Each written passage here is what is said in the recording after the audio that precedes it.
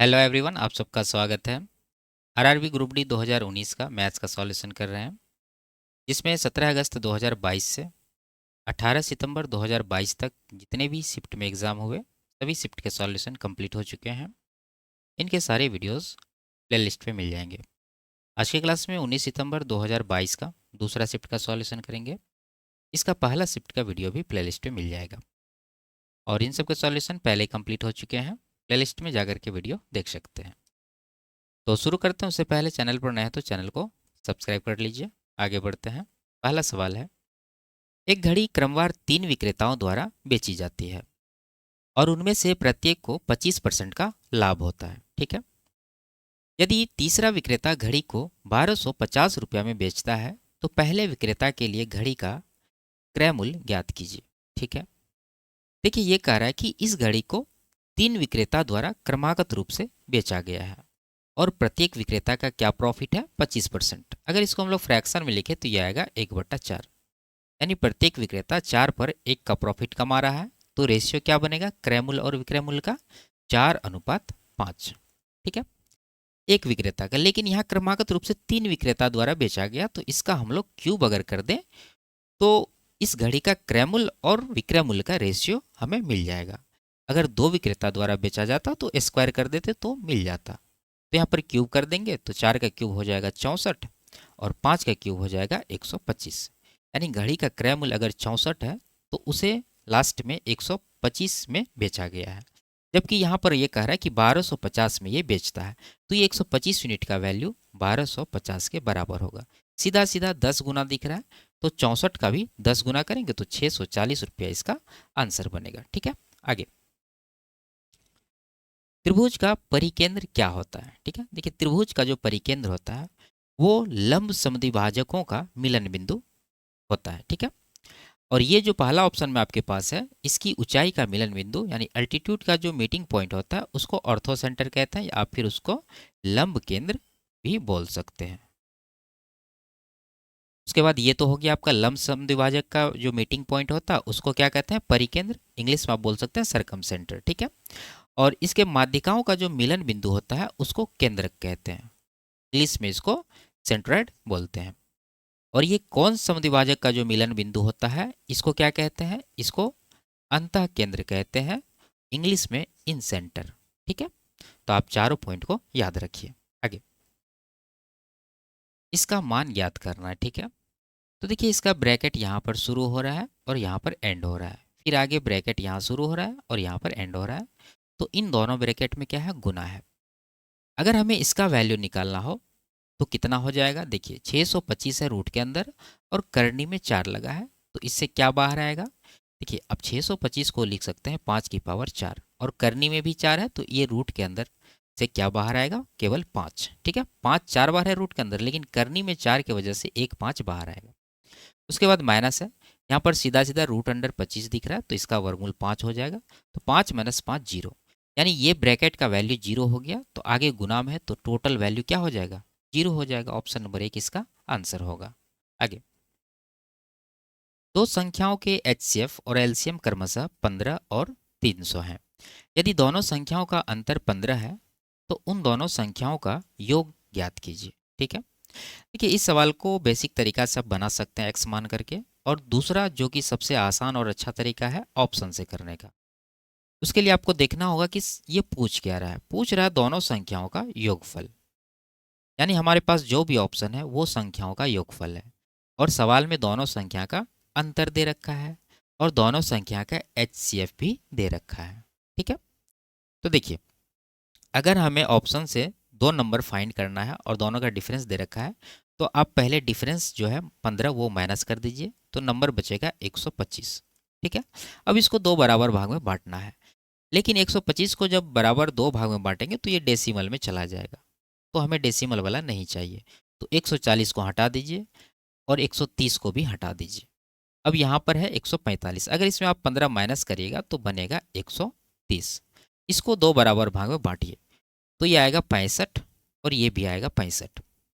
तो एक नंबर तो आपका ये हो जाएगा, ठीक है 65, और दूसरा नंबर ये हो जाएगा 65, और ये जो डिफरेंस आप माइनस किए हैं वो जोड़ने के बाद वाला नंबर, यानी कि ये हो जाएगा 80। ये आपका दूसरा नंबर है। क्या ये दोनों नंबर ये HCF 15 से डिविजिबल है क्या? 65 नहीं है, 80 भी नहीं है। इसका मतलब 145 भी इसका आंसर नहीं होगा। बचा ऑप्शन नंबर 4, ये इसका करेक्ट आंसर है। ठीक है। अगर आपको इससे दो नंबर फाइंड करना है तो आप क्या करिए, पहले डिफरेंस जो 15 दिया था सवाल में यहाँ पर वो माइनस कर दीजिए, बचेगा 120। इसको दो भाग में बांटेंगे, 60 और 60। एक नंबर तो आपका 60 हो गया, दूसरा ये 15 डिफरेंस इसमें जोड़ दीजिए, 60 15 75, दूसरा नंबर आपका ये हो गया। ठीक है, 60 और 75 दोनों ये 15 से डिविजिबल है। ठीक है। और बेसिक तरीका आप एक्स मान सकते हैं। मान लीजिए पहली नंबर एक्स है छोटी वाली, तो बड़ी वाली नंबर क्या होगा, 15 का डिफरेंस है तो एक्स प्लस 15 हो जाएगा। और यहाँ पर ये लगेगा कि दो संख्याओं का गुणनफल बराबर होता है उनके एलसीएम और एचसीएफ के गुणनफल के। तो दोनों को गुना कर दीजिए बराबर, एचसीएफ 15 है और एलसीएम 300 है, दोनों को गुना कर दीजिए बराबर करके यहाँ से एक्स का वैल्यू आप निकाल लीजिए, वही इसका होगा। उसके बाद योगफल पूछ रहा है तो दोनों में रख के निकाल सकते हैं। आगे, वह बड़ी से बड़ी संभव लंबाई वाले पैमाने की लंबाई ज्ञात कीजिए जिसके द्वारा 3 मीटर 96 सेंटीमीटर, 5 मीटर 28 सेंटीमीटर और 7 मीटर 92 सेंटीमीटर लंबाई वाले खंभों को सटीक बार में मापा जा सकता है। ठीक है। तो पहले आपको यूनिट सेम करना होगा। देखिए मीटर सेंटीमीटर, तो ये सबको सेंटीमीटर में कन्वर्ट कर लीजिए। तो 3 मीटर हो गया 300, इधर 96 यानी कि 396 सेंटीमीटर। ये हो जाएगा 528 और तीसरा हो जाएगा 792। इन तीनों का जो HCF होगा वही वो अधिकतम लंबाई वाला जो है मापक होगा। ठीक है, पैमाना। तो HCF निकालने के लिए आप यहाँ पर डिफरेंस ले सकते हैं। तो ये दोनों नंबर ज़्यादा करीब है, इन दोनों का डिफरेंस कितना होगा, 4 इधर और 128 इधर, यानी कि 132 का डिफरेंस आ रहा है। तो 132 का जो डिफरेंस आया है यही हो सकता है HCF हो या फिर इसका कोई एक फैक्टर हो 132 का। ठीक है। तो आपको चेक करना होगा, 132 से ये डिविजिबल है 3 बार में, 132 से ये 4 बार में, 132 से ये 6 बार में। ठीक है, यानी तीनों नंबर को ये 132 काटे, इसका मतलब यही इसका HCF होगा और यही वो पैमाने की मैक्सिमम लेंथ होगी। तो 132 कहाँ पर है, ये 1 मीटर 32 सेंटीमीटर ही 132 सेंटीमीटर है, ये इसका आंसर होगा। आगे, इसका गुणनफल कितना होगा, गुना कर लीजिए, एक्स को एक्स से गुना करिए, एक्स स्क्वायर, उसके बाद -5 + 3 कुल मिला के -2x यहाँ पर बनेगा, फिर -5 गुना +3 ये माइनस का 15 होगा। तो ऑप्शन नंबर 1 में ये दे रखा है। आगे, एक त्रिभुज जिसकी भुजाओं की लंबाई 5 7 8 सेंटीमीटर है उसका क्षेत्रफल कितना होगा। हीरोन का फॉर्मूला यहाँ लगेगा। सबसे पहले एस निकालना होगा आपको, सबको जोड़ के 2 से डिवाइड करिए, 5 7 12 8 20 को 2 से डिवाइड करेंगे तो 10 आएगा। अब एरिया हमें निकालना है तो क्या होता है, √S इंटू एस माइनस ए। तो एस तो 10 है, उसके बाद 10 - 5 करिए 5 आएगा, फिर 10 - 7 करिए 3 आएगा, फिर 10 - 8 करिए 2 आएगा। ये चीज़ आया है। ठीक है। तो 10 बचे 50 दूना 100 का वर्गमूल 10 आ जाएगा और 3 जो है रूट के अंदर बचेगा। इतना सेंटीमीटर स्क्वायर इसका आंसर होगा, ऑप्शन नंबर 2। आगे, एक पिता की आयु उसके पुत्र की आयु की 4 गुनी है। लिखते हैं फादर पिता सन पुत्र। सन की आयु अगर 1 यूनिट मान लें तो पिता का कितना हो जाएगा, 4 गुना कह रहा है तो 4 यूनिट। अब ये 10 वर्ष बाद का कंडीशन में क्या कह रहा है कि पिता की आयु उसके पुत्र की आयु की 2.5 गुनी होगी। यानी सन अगर 2 यूनिट का होगा, 2.5 मतलब क्या, 5/2, इसलिए ये 2 यूनिट यहाँ पर माने हैं, तो फादर हो जाएगा 5 यूनिट का। और दोनों में टाइम का गैप कितना था, यहाँ पर दे रखा है ये 10 साल का, तो यहाँ पर आप 10 10 दीजिए। उसके बाद क्रॉस मल्टीप्लीकेशन से डिफरेंस लीजिए, 4 दूना 8 5 1 का 5, डिफरेंस है 3 का। नीचे भी उसी तरह से 5 दाही 10 दूना 20, तो 50 और 20 का डिफरेंस 30 आएगा। सीधा सीधा 10 गुना दिख रहा है। हमसे क्या पूछ रहा है, पुत्र की वर्तमान आयु। वर्तमान रेशियो ये वाला था, इसमें पुत्र है 1 यूनिट का, तो 1 यूनिट का कितना गुना करेंगे, यहाँ पर 10 गुना हो रहा है तो यहाँ भी 10 गुना करेंगे, तो 10 साल इसका आंसर होगा, ऑप्शन नंबर 1 में दिया गया है। आगे, यदि x + 1/x 8 है तो क्यूब में मान पूछ रहा है, क्या होता फॉर्मूला, k का क्यूब -3 के, तो 8 का क्यूब -3 गुना 8 हो जाएगा। तो 8 का क्यूब 512 -24 घटाने के बाद 588 बनेगा, 588 नहीं 488, ऑप्शन नंबर 2 में दिया गया है। आगे, दो पाइप ए और बी एक टंकी को क्रमशः 5 घंटे और 8 घंटे में पूरी तरह से भर सकते हैं। पाइप सी इस टंकी को 10 घंटे में पूरी तरह से खाली कर सकता है। यदि तीनों पाइपों को एक साथ खाली टंकी में खोल दिया जाए तो टंकी पूरी तरह से भरने में कितना समय लगेगा। तो कार्यक्षमता निकालना है यहाँ पर। ए जो है 5 घंटे में भरता है और बी जो है 8 घंटे में, और पाइप सी इस टंकी को 10 घंटे में खाली करता है। तो सी जो है 10 घंटे में खाली करता है। टोटल वर्क इन तीनों का एलसीएम 40 हो जाएगा। 5 अट्ठे 40, 8 पंजे 40 और 10 चौके 40। सी यहाँ पर खाली करने वाला है तो इसको माइनस में लिखिए। अब ये क्या पूछ रहा है हमसे, पूछ रहा है तीनों पाइप को एक साथ खाली टंकी में खोल दिया जाए तो कितना समय में भरेगा। टोटल वर्क कितना है, यानी टंकी का कैपेसिटी 40 यूनिट है। तीनों एक साथ चलेगा तो ए भरेगा 8, बी भरेगा 5, लेकिन सी जो है 4 खाली कर देगा। तो 8 5 13 में से 4 घटा दीजिए, 9 से डिवाइड कर दीजिए शेष वर्क को, यानी टोटल वर्क को, तो ये आएगा 40/9, जिसको आप बोल सकते हैं 4×9 = 36, यानी 4 सही 4/9 आवर। तो ऑप्शन नंबर 1 में ये दे रखा है। आगे,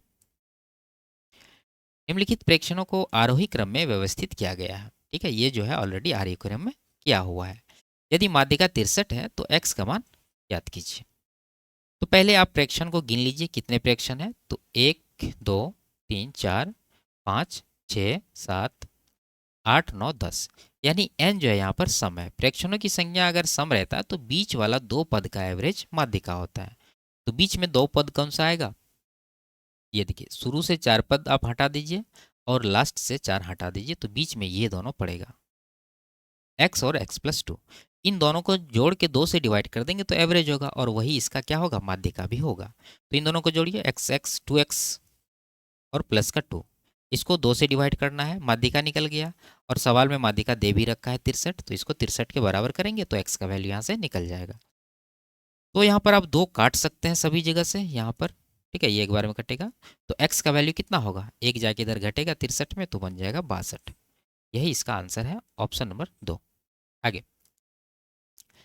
यदि a² + 4a + 1 = 0 है तो स्क्वायर में इसका मान पूछ रहा है। तो आप क्या करिए, यहाँ पर इसको a + 1/a फॉर्म आपको बनाना है। तो उसके लिए पूरा इक्वेशन को a से डिवाइड कर दीजिए दोनों साइड। जब डिवाइड करेंगे तो ये बनेगा a + 1/a = 4। ठीक है, ये a कटेगा तो 4 माइनस इस तरफ जाके प्लस में 4 हो जाएगा, और यहाँ पर 1/a हो जाएगा, और यहाँ a² को जब a से डिवाइड करेंगे तो a बनेगा। यानी a + 1/a दिया है, स्क्वायर में वैल्यू पूछ रहा है, क्या होता है फॉर्मूला, 4 का स्क्वायर माइनस का 2, 4 चौके 16 में 2 घटाएंगे तो 14 जो है आपका आंसर बनेगा। ऑप्शन नंबर 3 में दिया गया है। आगे, एक टीवी सेट के मूल्य में पहले 20% की वृद्धि होती है और अगले वर्ष पुनः 5% की वृद्धि होती है। 2 वर्ष बाद टीवी सेट के मूल्य पर इसके शुरुआती मूल्य की तुलना में हुआ शुद्ध प्रभाव ज्ञात कीजिए। ठीक है, और ये परसेंट में पूछ रहा है, फॉर्मूला लगा देंगे। 20 का वृद्धि है +20, फिर 5 का वृद्धि है प्लस का 5, फिर आगे प्लस में 20 × 5, और इसको 100 से डिवाइड करेंगे, इतना परसेंट चेंज आएगा। तो 100 कट जाएगा एक बार में, 20 5 25 एक 26% यहाँ पर जो है क्या होगा, इंक्रीज होगा, क्योंकि ये प्लस में आया है। तो ऑप्शन नंबर सी में है इंक्रीज, ये इसका करेक्ट आंसर होगा। आगे, यदि ये है तो ए का मान ज्ञात करना है। ठीक है, देखिए ये सब बराबर है। अगर हम लोग इन दोनों इक्वेशन को एक बार बराबर करें और यहाँ से x का वैल्यू निकालना चाहें तो उसके लिए क्या करना होगा, ये नीचे वाला मटेरियल को लेफ्ट साइड भेज के गुना करना होगा a में। तो ये बन जाएगा आपका a × 2x + y + z = x। उसी तरह एक बार इन दोनों को बराबर करेंगे। जब बराबर करेंगे तो यहाँ से a × क्या बनेगा, x + 2y + z। ठीक है, ये वाला मटेरियल आपका ये वाला है, और राइट साइड क्या बन जाएगा, ये y का वैल्यू हम लोग निकाल रहे हैं। उसी तरह यहाँ से भी इसको भेजेंगे यहाँ पर, तो a × x + y + 2z बराबर इसका वैल्यू निकलेगा z का। अब यहाँ पर आप एक चीज़ कर सकते हैं, दोनों साइड जोड़ दीजिए। अगर इधर जोड़ेंगे तो आपको क्या मिलेगा, ये तो सब में कॉमन है, कॉमन रहेगा। ठीक है, x में देखिए 2x x x 4x हुआ, y में y 2y y 4y, z भी 4z। तो 4 कॉमन है और एक कॉमन है, तो 4a आप कॉमन ले लीजिए, अंदर बच जाएगा x + y + z, और राइट साइड जोड़ेंगे तो x + y + z। तो ये कोष्टक का मटेरियल दोनों साइड कट जाएगा, यहाँ क्या 1 हो गया, तो a का वैल्यू कितना आ गया, 1 उधर है और 4 जाके इधर नीचे, तो 1/4 a का वैल्यू आया। यही इसका आंसर है, ऑप्शन नंबर 2 में दिया गया है। आगे, इसका मान याद करना है। ठीक है, तो कर लेते हैं। देखिए, ये 216 की पावर 2/3 है। 2/3 में अगर देखें तो नीचे आपका क्या है, 3 है। तो आपको इस आधार को 3 पावर के रूप में तोड़ना है। जैसे 216 का आप लिख सकते हैं 6 की पावर 3 में, ठीक है, क्योंकि ये फ्रैक्शन के नीचे वाला और इसका पावर 3 कटने वाला है आगे, तो ये लिख दिए। उसके बाद पावर जो है पहले से 2/3 वो बैठा देंगे, प्लस यहाँ पर 1/256 है और माइनस में पावर दे रखा है। माइनस में अगर पावर रहता है तो ये क्या हो जाता है, रेसिप्रोकल हो जाता है, तो 1/256 बन जाएगा 256। लेकिन आपको इसको पावर में लिखना है, किस पावर में, नीचे देखिए क्या है 4 है, तो इसको आप 4 की पावर 4 लिखेंगे और पहले से जो पावर दे रखा था 3/4 वो प्लस में आ जाएगा क्योंकि ये हम लोग उल्टा चुके हैं, ठीक है। आगे 32 की पावर 1/5 है, तो 32 को लिखेंगे 2 की पावर 5 और इस पर 1/5 पहले से है, माइनस 1/10 पावर माइनस में 2 है, तो 1/10 को उल्टा देंगे, ये 10 बन जाएगा और पावर का 2 ये प्लस में आ जाएगा और माइनस का 2 लास्ट में है।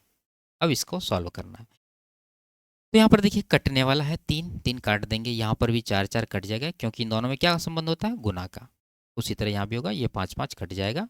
अब नहीं, 6 का स्क्वायर 36 प्लस 4 का क्यूब 64 प्लस ये 2 का एक पावर करेंगे तो 2 ही आएगा। यहाँ पर माइनस में 10 का स्क्वायर 100 हो जाएगा, ठीक है, माइनस में, और लास्ट में माइनस का 2 है, तो देखिए -2 + 2 और यहाँ पर 36 64 100 होगा प्लस में और यहाँ पर माइनस में 100 है, तो कुल मिला के क्या हो जाएगा, 0। ऑप्शन नंबर 3 में दिया गया। आगे, एक दुकानदार 100 रुपया प्रति केजी की दर से दाल बेचता है जिसे उसने 80 रुपया प्रति केजी की दर पर खरीदा था। बेचते समय वह ठगी करता है और 1 केजी के स्थान पर 800 ग्राम देता है। उसका वास्तविक लाभ ज्ञात कीजिए। यानी ये दुकानदार 80 रुपया खरीद करके 100 रुपया में सामान को बेच रहा है। एक तो यहाँ पर प्रॉफिट ये कमा रहा है, दूसरा ये कि ये बेईमानी करता है और 1 केजी की जगह पर 800 ग्राम ही देता है। यानी अगर आप इससे 1 केजी, कहने का मतलब 1000 ग्राम अगर आप खरीद रहे हैं तो ये आपको 800 ग्राम ही देगा। तो इस रेशियो में यहाँ पर भी इसको प्रॉफिट हो रहा है, तो ओवरऑल इसका जो प्रॉफिट होगा वो क्या होगा, इन दोनों का गुणनफल कर दीजिए क्योंकि ये सक्सेसिव होता है। तो कटाएंगे 20 से 5 बार में, 20 से 4 बार में, यहाँ पर 4 बार में, यहाँ पर 5 बार में, तो 4 चौके 16 हो गया और यहाँ पर 5 गुना 5 25 हो गया। यानी 16 का सामान 25 में बेच रहा है, तो 9 का प्रॉफिट है किसके ऊपर, 16 के ऊपर। 9/16 कितना, 1/16 होता है 6.25%। इसका 9 गुना करना है तो ये हो जाएगा 56.25 यानी 56.55%। ऑप्शन नंबर 4 में दिया गया। आगे, इसमें क्या कह रहा है कि प्रत्येक विषय में अधिकतम अंक 100 है। तालिका का अध्ययन कीजिए और प्रश्न का उत्तर दीजिए। प्रश्न ये है, उनमें से किसने उच्चतम कुल प्राप्तांकों के आधार पर दूसरा स्थान प्राप्त किया। यहाँ पर 5 लोग हैं और सबका जोड़ करके देखना पड़ेगा कि सेकंड में मैक्सिमम कौन है, तो जोड़ना होगा। तो देखिए ये 4 5 9 8 17 बच्चा एक, इधर 7 7 14 1 15 6 21 6 27 5 32 327 इसका हो गया। 8 3 24 8 चौके 32 बचा 3, 8 3 11 7 18 7 25 6 31 5 37 372 हो गया इसका, ठीक है।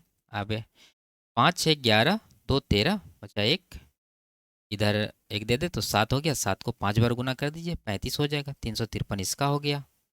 6 5 11 3 14 बचा एक, 4 1 5 5 10 से 16 7 23 9 32 324 इसका हो गया। 6 5 11 5 16 5 21 2 8 8 16 5 21 8 29 9 38 381 इसका हो गया। अगर इसमें हम लोग सबसे अधिक देखें तो ये इसका है 381, किसका है, जॉन का। सेकंड में कौन है, ये 372 लेकर के ये है मोहन, तो यही इसका आंसर होगा, मोहन ऑप्शन नंबर 3 में है। आगे,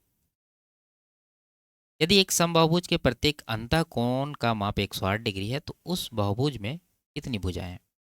देखिए समबाहुभुज का जो अंतःकोण और बाह्य कोणों का योगफल होता है वो कितना होता है, 180 डिग्री। उसमें अंतःकोण आपके पास दिया हुआ है 108 डिग्री, तो इसका बाह्य कोण कितना होगा, 180 माइनस 108 72 डिग्री।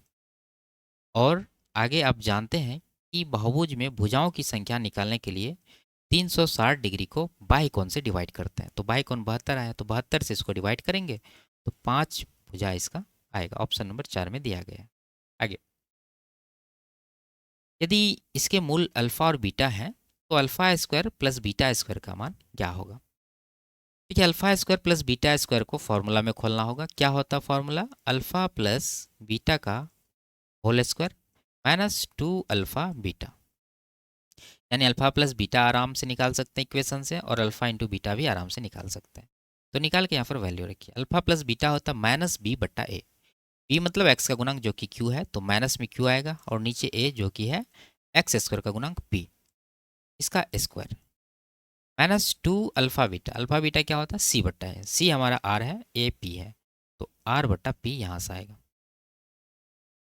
इसको स्क्वायर जब करेंगे तो q का स्क्वायर नीचे बनेगा p का स्क्वायर, और ये हो जाएगा 2r बटा पी।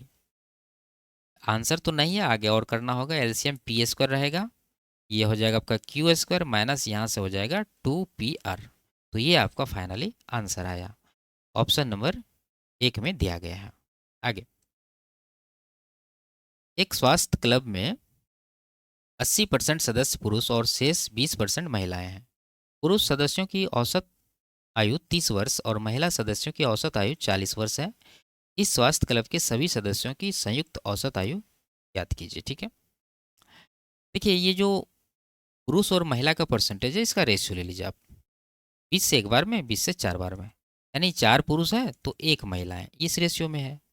अब एवरेज लिखिए। पुरुष का जो एवरेज एज है वो 30 है, और महिला का जो एवरेज है वो 40 है। ठीक है, अब आपको क्या निकालना है? Overall average. उसके लिए आप दोनों में से किसी एक को एवरेज मान सकते हैं। हम छोटा वाला को 30 मान लेंगे, एवरेज है। तो एवरेज से अगर ये 40 को कंपेयर करें तो ये 10 ज़्यादा है, लेकिन इसका क्वांटिटी 1 है, तो 10 एक का 10 हो गया। ठीक है, अब ये जो 10 आया डेविएशन, इसको आप टोटल में बांट दीजिए। 4 प्लस 1 5 में, 5 से जब डिवाइड करेंगे तो 2 आएगा, 30 2 32 इसका एवरेज होगा। ऑप्शन नंबर 4 में दिया गया है। आगे, यदि ये दिया है आपके पास ये लंबा सा इक्वेशन, ठीक है, और दूसरा यहाँ पर है, तो आपसे ये वाला वैल्यू और ये दोनों का डिफरेंस पूछा जा रहा है। ठीक है, तो ये वैल्यू निकालने के लिए आपको सेक और टेन का वैल्यू निकालना ही होगा। तो देखिए, इसको आप दो तरीके से कर सकते हैं। एक तो ये कि आप जैसे लीनियर इक्वेशन सॉल्व करते हैं एक्स और वाई का वैल्यू निकालने के लिए, वैसे इक्वल कर करके निकालते जाइए। और दूसरा तरीका है क्रैमर रूल, जो आप पढ़े होंगे पहले, जिसको आप बीजगुणन कहते हैं, क्रॉस मल्टीप्लिकेशन जैसा होता है। तो वो तरीका से हम लोग आराम से इसका निकाल लेंगे। ठीक है, तो उसके लिए आप क्या करिए, कॉफिशियंट लिखिए सबका। ये अगर लिखें सेक का तो ए है, ठीक है। दूसरा इक्वेशन से लिखें तो ए डैश है। 10 का लिखें तो बी है यहाँ पर, और यहाँ से 10 का लिखें तो बी डैश है, और अचर लिखें तो यहाँ पर सी है और यहाँ पर सी डैश है। ठीक है, और एक बार आपको रिपीट करना शुरू वाला जो कि है ए और ए डैश, ए और ए डैश। ठीक है, ये स्ट्रक्चर आपको बना लेना है। अब आपको निकालना क्या है? निकालना है पहले सेक ए का वैल्यू। अगर आप सेक ए का वैल्यू यहाँ से निकालेंगे तो क्या आएगा? ये देखिए, सेक का क्या लिखे थे?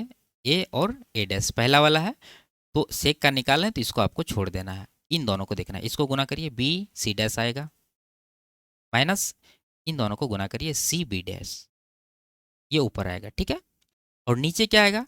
नीचे आप याद रखिए कॉमन आएगा दोनों में, सेक में भी 10 में भी, ये इन दोनों का गुना और इन दोनों का गुना का डिफरेंस, तो ए बी डैश आएगा यहाँ पर, और नीचे आ जाएगा क्या? B A dash. ठीक है, दोनों में कॉमन आएगा ये वाला चीज़। ठीक है, लिख देते हैं यहाँ पर कॉमन। उसके बाद निकालना क्या है? 10 का। अगर 10 का वैल्यू निकालें तो देखिए 10 कौन सा है? दूसरा वाला, ये वाला 10 का था, तो ये वाला आपको छोड़ देना है। अब ये दोनों को गुना करना है, इन दोनों को गुना करिए, सी ए डैश आया, माइनस इन दोनों को गुना करिए, यानी ए सी डैश, और नीचे कॉमन ये वाला हम पहले निकाल चुके हैं, वही चीज़ यहाँ पर लग देंगे। ठीक है, A B dash minus B A dash. तो सेक और 10 का वैल्यू आपके पास निकल चुका है। अब यहाँ पर आप जानते होंगे कि सेक स्क्वायर माइनस 10 स्क्वायर बराबर क्या होता है? 1 होता है। ठीक है, तो यहाँ पर लिख दीजिए, यहाँ पर लिख देते हैं हम, सेक स्क्वायर ए माइनस 10 स्क्वायर ए बराबर 1 होता है। तो वही चीज़ यहाँ पर आप अप्लाई कर दीजिए। तो सेक का वैल्यू तो ये है और 10 का ये है, दोनों के स्क्वायर करके डिफरेंस बराबर 1 होगा। तो स्क्वायर जब करेंगे तो ये देखिए, हर तो दोनों का सेम है, तो आप क्या करिएगा, ये हर जो है दोनों का स्क्वायर करके यहाँ पर भेज दीजिएगा एक के साथ गुना में। ठीक है, राइट साइड। तो इसको हम यहाँ पर नहीं लिखने वाले हैं, डायरेक्ट इसका स्क्वायर लिखेंगे। तो B C dash minus C B dash का होल स्क्वायर, माइनस ये C A dash minus A C dash का होल स्क्वायर, बराबर राइट साइड क्या हो जाएगा इसका? A B dash minus B A dash का होल स्क्वायर। अब देखिए जो आपसे पूछा जा रहा था वो चीज़ निकला कि नहीं निकला। B C dash minus B dash C, B C dash और बी डैश सी, ये चीज़ है। दूसरा सी ए डैश सी डैश ए, ये दूसरा चीज़ है। और दोनों का डिफरेंस ही हमसे पूछा जा रहा था, ये किसके बराबर होगा, इसके बराबर। तो ये है आपका आंसर। ये कौन सा ऑप्शन में है, ए बी डैश यहाँ पर नजर आ रहा है, और ए डैश बी, ये ऑप्शन नंबर 3 ही इसका करेक्ट आंसर होगा। ठीक है, अगर आपको ये चीज़ नहीं पता है तो आप लंबा कैलकुलेशन में फंस जाएंगे। ठीक है, आगे। समीकरण ये निम्नलिखित में से क्या है। ऑप्शन इस तरह से है, रैखिक समीकरण, द्विघात समीकरण, रैखिक द्विघात। ठीक है, तो इसको सॉल्व करने के बाद पता चलेगा ये रैखिक समीकरण है या फिर द्विघात समीकरण है। और सॉल्व करने से पहले आपको ए प्लस बी का होल क्यूब और ए माइनस बी का होल क्यूब आनी चाहिए। फिर फार्मूला खोल के इसको सॉल्व करेंगे, और थोड़ा लंबा भी होगा, इसलिए इसका डायरेक्ट फार्मूला याद रखिए। यहाँ पर लिख दे रहे हैं ए प्लस बी का होल क्यूब माइनस ए माइनस बी का होल क्यूब, यानी दोनों का डिफरेंस अगर रहे तो आपको लगाना क्या है, 2b into B square plus 3a square, ये चीज़ लगाना है। अगर यहाँ पर प्लस दे दिए, यानी कि ए प्लस बी का होल क्यूब प्लस ए माइनस बी का होल क्यूब, तब क्या करेंगे आप, तब आप इसको उल्टा देंगे, यानी कि जहाँ जहाँ बी है वहाँ ए डाल देंगे। तो ये 2b जो है 2a में बदल जाएगा, और बी स्क्वायर जो है ए स्क्वायर में बदल जाएगा, और प्लस 3a स्क्वायर जो है 3b स्क्वायर में बदल जाएगा। ठीक है, तो ये चीज़ आप याद रखिए। तो यहाँ पर हमें माइनस वाला लगाना है, यानी कि ये जो लिखे हैं ये वाला चीज़ आपको यहाँ पर लिखना है। 2 इंटू बी का वैल्यू क्या है, देखिए बी मतलब क्या, दूसरा वाला 1, तो 2 गुना 1 2 ही होगा। उसके बाद बी स्क्वायर, 1 का square 1 plus 3a square, 3a का वैल्यू क्या है, x है, तो 3x स्क्वायर हो जाएगा, और बराबर राइट साइड जो है 0 है, तो इसको भेज देंगे इधर तो 0 हो जाएगा। कुल मिलाकर हम कह सकते हैं कि 3x स्क्वायर प्लस 1 बराबर क्या होगा, 0 होगा। आप देख रहे हैं यहाँ पर ये क्या निकला, द्विघात समीकरण। तो रैखिक समीकरण वाला आंसर नहीं हो सकता, यानी पहला ऑप्शन हटा दीजिए और तीसरा भी हटा दीजिए। अब दो ऑप्शन है आपके पास, इनमें कह रहा है अवास्तविक मूल या फिर वास्तविक मूल।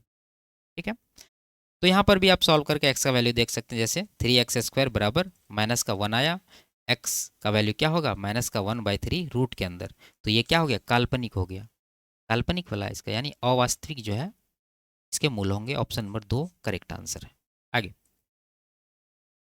इसका मान ज्ञात करना है। ठीक है, घटाना है तो लिखते हैं इसको, देखिए 326.786, इसका रिपीटेशन है तो 3 बार कम से कम रिपीट इसको करिए आप, कर दिए।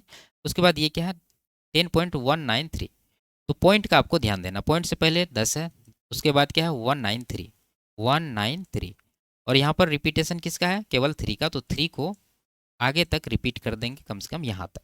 उसके बाद दूसरा को माइनस कर देंगे पहला में से, जब आप माइनस करेंगे तो यहाँ से 3 बचेगा, यहाँ पर 5, यहाँ पर 4, फिर यहाँ 3 5 4, यहाँ पर 3, यहाँ पर क्या बचा, 18 में से 9 घटा 9, यहाँ पर 6 में से 1 घटा 5, और यहाँ पर 6, यहाँ पर 1, यहाँ पर 3, 316 ये।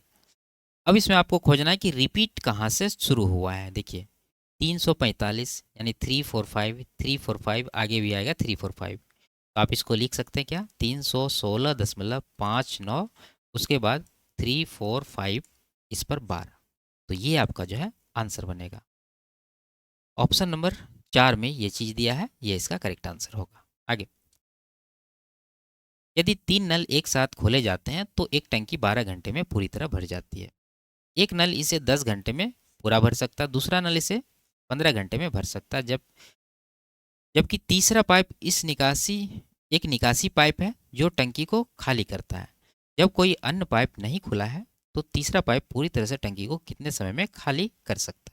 तो कार्य क्षमता निकालना है यहाँ पर। ठीक है, तो पहला नल मान लेते हैं ए है जो इसे 10 घंटे में भर सकता है। ठीक है, यहाँ पर दूसरा जो है 15 घंटा, दूसरा बी मान लेते हैं 15 घंटा में, और तीनों एक साथ 12 घंटे में भरता है, यानी ए प्लस बी, और उसके साथ जब सी काम करेगा तो 12 घंटे में टंकी भरेगा। तो यहाँ पर टोटल वर्क इन तीनों का एलसीएम, यानी टंकी का कैपेसिटी हो जाएगा 60, 10 से 6 बार में, 15 से 4 बार में, और 12 से 5 बार में। अब देख सकते हैं यहाँ पर ए और बी दोनों को जोड़ के कितना हो रहा है, 6 4 10, जबकि ए बी और सी तीनों का योगफल है 5। इसका मतलब क्या हुआ, ये दोनों मिलकर 10 और तीनों मिलकर 5, इसका मतलब सी जो है नेगेटिव वर्क करता है, और सवाल में भी कह रहा है खाली करने वाला है कितना, इन दोनों का डिफरेंस 5 यूनिट सी जो है खाली करता है प्रत्येक घंटे। और सी के बारे में ही पूछ रहा है, तो टोटल वर्क 60 को सी की इफिशियंसी जो कि है 5 से डिवाइड कर देंगे तो कितना टाइम निकलेगा, 12 घंटा। Option number 1।